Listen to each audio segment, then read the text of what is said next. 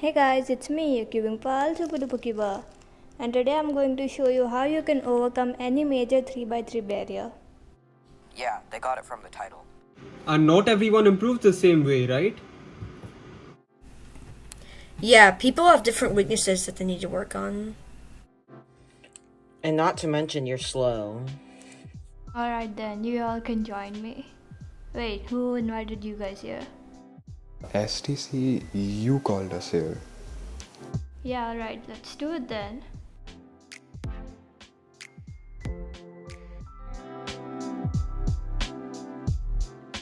Okay, so let's start with sub 1 minute and then we'll work our way down.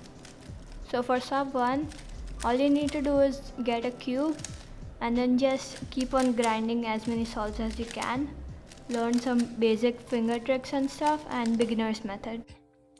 For sub 1, I would say the main thing is just use a standard beginner method, which basically starts by building like a white cross, and then you'll solve the white corners like this, and then you'll solve the middle layer, and then you'll solve the last layer in some sort of fashion. And basically, if you're using a method like that, all you pretty much have to do is just do solves. One thing I would highly recommend, though, is to be color neutral, which means solving a cross first on any color. This is super useful in the long run and is definitely something you should do. So for sub 1 minute, all I did was just learn the beginner's method and do a few solves. There wasn't anything fancy I really did, and the sub 1 barrier is pretty easy to break. You should just be able to break it with some practice.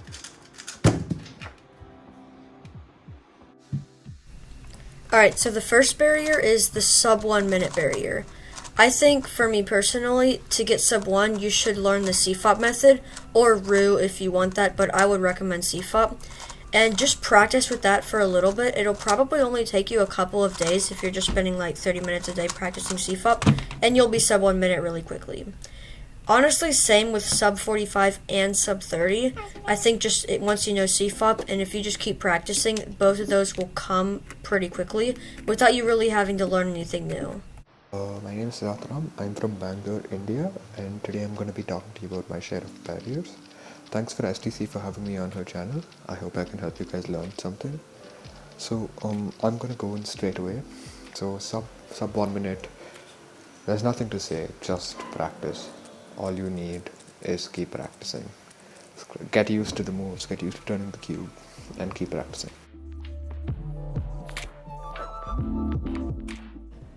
For sub 45, it's basically the same thing. You can continue with beginner's method and just grind solves and learn some new finger tricks that will help you increase your TPS. And yeah, you can then at around the 35-second mark you can decide whether you want to switch to CFOP or RU. You can get sub 45 with the beginner's method, but I think at this point it's probably a good idea to learn CFOP with maybe something like 2-look OLO and PLO and more beginner F2L algorithms, just so you can know how the CFOP method works, because it's much faster in the long run than the beginner's method. And yeah, just get familiar with all the cases and you should be sub 45 pretty quickly. For sub 45, I just made the conscious effort to turn faster with the beginner's method. I really didn't learn anything new either because I just felt it wasn't really necessary. Getting to sub 45 with the beginner's method with just a little more practice is very doable. Sub 45 is the same, although it helps to have a slightly faster cube. I got sub 40 with Rubik's Brand, but I have to put coconut oil inside. So yeah, so again, just keep practicing. That's all. So for sub 30, I'm going to talk about CFOP because I use CFOP. So for sub 30, all you need to do is learn some advanced finger tricks and again just grind like before. And yeah, I don't know, just learn beginner 4-look last year I think, and beginner F12, and try to get efficient at the cross. For sub 30, after you've learned CFOP, you basically just need to do more solves, in my opinion. And you probably want to start thinking about optimizing your F2L cases a little bit and focusing on efficiency. There are tons of videos out there about this, and watching walkthrough solves also is very helpful. Now sub 30 is where the fun stuff comes in. I learned intuitive F12 from the Surges B's intuitive F12 tutorial, and my times at first started getting worse and worse, but after a lot of practice I was able to bring my times down to sub 30. I also learned 2-look OLL and 2-look PLL during this period, and overall that helped my times a lot as well. Sub 30 is definitely not a very easy barrier to break, but with practice it is very doable. Now is where we get to the interesting stuff. Sub 30, here is when you should learn CFOP.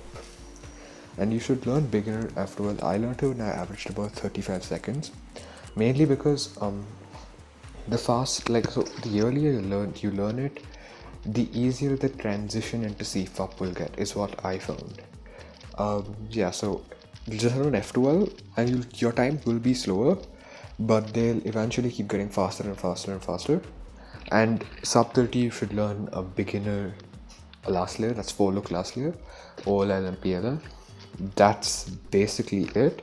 Also, it helps to get a speed cube.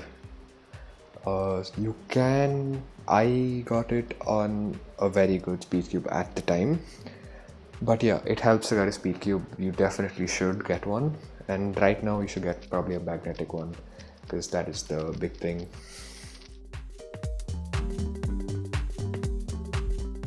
So sub 20 is where most people tend to get stuck, and for that all you need to do is learn full PLL.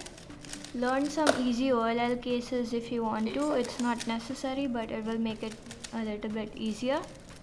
Optimize your F12 solutions and learn some advanced finger tricks like U2 moves, D2 moves, D moves, pinch U moves, push U moves, etc.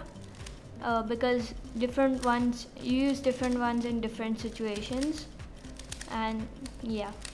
Also get your cross down to 8 moves or less and plan out your whole cross in inspection. For sub 20, you really want to make your F2L cases as efficient as possible. Every case should be done in 8 moves or less, except for a few cases like this, which can take 11 moves. You also want to start thinking about putting your F2L algorithms into muscle memory. That means if I can just see an F2L case like this one right here, I can just do it blindfolded and without thinking about it. Sub 20 was definitely one of the harder barriers to break for me. During this period, I learned a few intermediate F12 tricks and finished full PLL. However, the main thing that helped me get there was a lot of practice and solves. I'd also recommend you guys to start focusing on look ahead during this time. What's up guys, it's KardTrickKid, and today I'm going to be showing you how to get sub 20 on 3x3. Now right now I average around high 8 seconds on 3x3, and a little over a year ago, in around December 2019, I was struggling to get sub 20, and I did a bunch of things that you should not do. For example, I learned full OLL and full COLL when I was averaging around 23, which was definitely not the right thing to do. What you should be doing instead to get sub 20 is making sure your cross is under 8 moves, learning certain F2L algs, and making sure your last layer is efficient but not learning full 2-look last layer yet. You should also have muscle memory for everything. For F2L, you shouldn't think of it as like breaking up the edge and inserting the corner. You should just think about it as turning. For example, I know 2 cases that look very different, but the algorithm is pretty much the same. I just think of it in notation like RUR prime. Instead of hiding the corner or inserting the edge and something like that, you should have muscle memory for everything. Not necessarily thinking of it in notation, but your fingers knowing what to do is very helpful. So yeah, those are pretty much the basic tips on how to get sub 20. I hope this helped you, and thank you so much to STC for having me on her channel. And yeah, hope you enjoyed the rest of the video. Alright, so for sub 20 and sub 15, the main things that you need to do is optimize your F2L solutions and also learn look ahead and get good at that. So optimizing your F2L solutions makes your solves a lot better since you know they're going to take less moves. And also, if you're optimizing your F2L solutions, you should also learn how to finger trick them well, which will just in general make you a lot faster. But then that's no good if you have big pauses between everything. So once you learn look ahead, your solves will be a lot smoother and you can quickly go from sub 20 to sub 15. Sub 20, F12 look ahead and full PLL are absolutely necessary. You don't need advanced, like very fast F12 look ahead or something. Just know what look ahead is and apply it into yourselves. And learn full PLL. It's only 21 algorithms, and if you know the J perm, U perm, H perms, H perm, Z perm, everything, it's much less. So just learn full PLL, and again practice, loads and loads of practice. Half of it is practice. And then yeah, so once you get sub 20, subs 19, 18, 17, 16 and all, very very simple. Or you just need to keep doing more solves.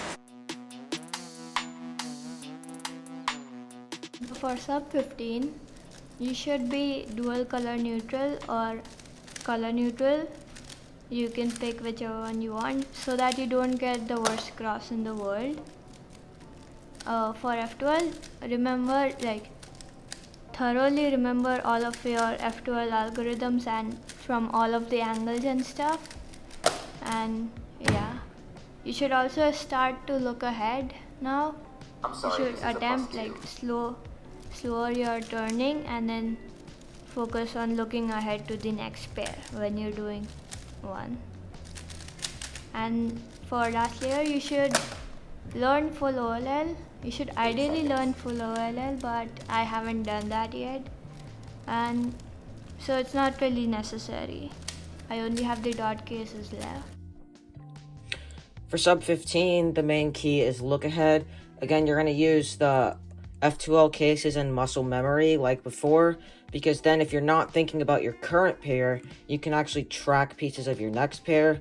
This is kind of hard to explain in a short amount of time, but there are also a ton of videos about this on YouTube. For sub 15, all I did was finish full OLL and start focusing more on look ahead. After this, all I did was a bunch of solves, but I'd also recommend you guys learn some advanced F12 tricks from Brody or M-Cubers. Now here comes the catch, sub 15. Many people learn full OLL around here, but I still don't know full OLL and I average 12.3. So if you want to learn full OLL, it'll be easier to learn it. Otherwise, again, your F12 look ahead has to keep getting better, and you should start planning your cross out right now. So your split should be, I'd say, 2 seconds for cross, around 8 seconds for F12, and 5 seconds for last layer. So you can go to CS Time and open a last layer section, and yeah, that should get you. Just open a last layer like session and just keep practicing your last layer to get it under 5 seconds, and that will be the thing. At least that's what I did. So I'm not sub 12 yet, but my average of 1000 is 12.7. So what I plan to do now is to learn how to plan cross +1 in inspection, because I only plan cross right now, and yeah, that should help. And I'll just grind and apply all the things that I said before. For sub 12, it also might be helpful to do this before sub 15, just to be getting in good habits, is to make your finger tricks regripless. So for example, for this F2L case, which could be paired up with RU R prime, you don't want to regrip to the bottom just so that you can do the U with your right index finger. You can do it with your left index finger like this, or like this, or you can do what's called a pinch U, which is where you do this. All three of those are great options for reducing regrips, and if you think about it, in this case, the normal way, you regrip once here, you regrip again here, so that's 2 regrips that you're saving. For sub 12, I finally started focusing a lot on look ahead by watching a lot of example solves and doing a ton of slow solves myself. I also learned a ton of advanced F12 from Brody and M-Cubers and just simply did a bunch of solves. Sub 12 was definitely the hardest barrier for me to break. It took me a very long time, and I still don't have an official sub 12 average because there are no comps. But just keep practicing and sub 12 will eventually come.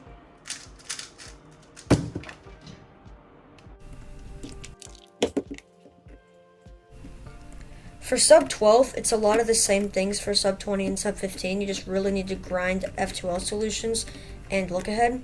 But one other thing I would recommend for sub 12, I think you should learn full OLL if you're trying to get sub 12. It will probably shave about half a second or maybe even a full second off your times. So yeah, I really recommend learning that. And you can also learn better PLLs if you learn like bad ones in the beginning. And just like keep working on getting better and better F2L solutions. And now we come to sub. For me, sub 13 was very hard barrier. I had to start planning cross +1 and start doing a few advanced FOLs. I still know very few. My advanced FOL knowledge is very less. But I started implementing a little keyhole pseudo slotting. Not like Timon level, not even close, but like maybe one pair every 5 solves, 3 solves. And then again I did about 100 solves a day then. And yeah, I think that's all I am. I am now sub 12 yet, so yeah.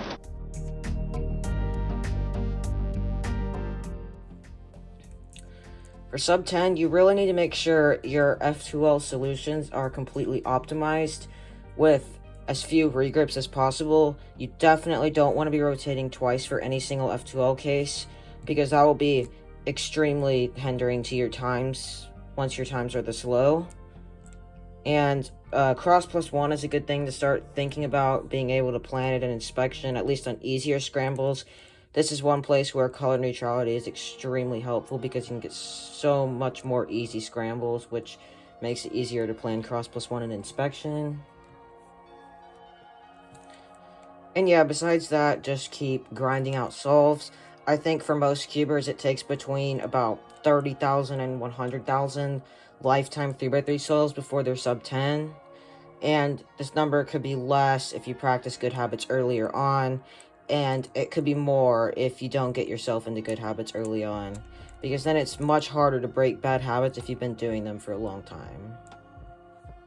Now I'm not exactly sub 10 yet, but I still wanted to share what I'm trying to do to break that barrier. First of all, I am learning more sets such as COLL, and also I've been watching way more advanced F2L stuff by Brody and MCubers. Finally, I've been trying to track my first pair in inspection, and I'm hoping I can break the sub 10 barrier soon. So that's about it from me. I hope my tips help out some people trying to break these major 3x3 barriers. Thank you guys for watching and listening to me. Goodbye.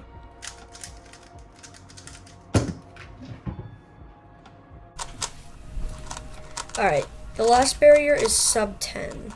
This one was probably the hardest one for me to break by far. I was stuck at sub 12 for a very long time, probably about a year and a half. And the main things that I did was just really practicing a lot and trying to think about like new ways to just think about my solves in general. Like I kind of just, instead of thinking like trying to turn as fast as I can, I just tried to think about like how can I make this smooth as solves possible. So I turned really slow and I made sure that I used good F2L solutions. And honestly, I think if you'll do that, you'll be surprised by how fast your times will be despite you turning so slowly. And so yeah, I think just really practice slow solves, really work on your F2L solutions, look ahead, all that stuff. And then yeah, just do a lot of practice.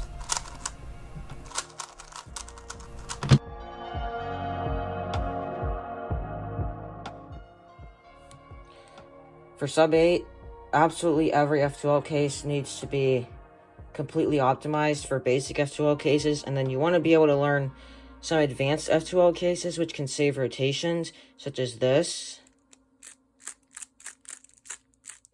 or this case with the blue and orange pair.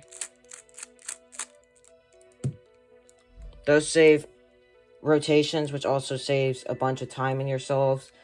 Other than that, cross +1 is definitely a must for sub 8, and just keep doing a ton of solves. If you have good habits, you'll get there eventually.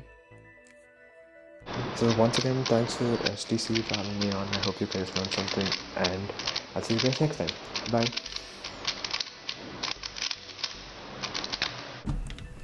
Alright, thank you all for watching the video. Thank you to STC for having me. Be sure to subscribe to her, and yeah, see ya. Huge thanks to everyone who participated in the video, and I really appreciate it, and all of their channel links will be in the description. Hope you all viewers got at least one useful tip that you will apply in your solves and break your barriers. And yeah, that was it for the video. Bye.